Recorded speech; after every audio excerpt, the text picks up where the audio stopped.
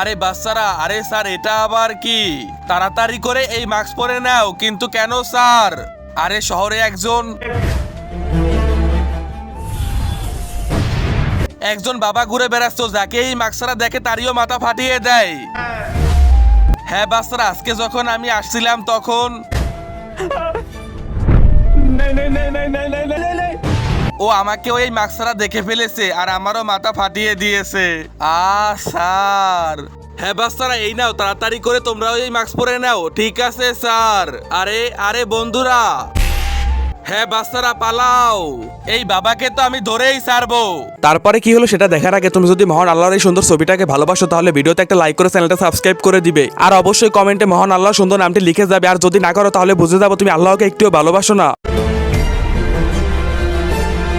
বিপাশা, এসব কি বিপাশা?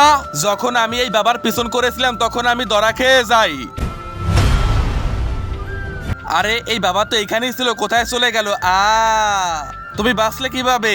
স্যার প্রথমে সবাইকে লাইক করে দিতে বলেন, তাহলেই বলবো।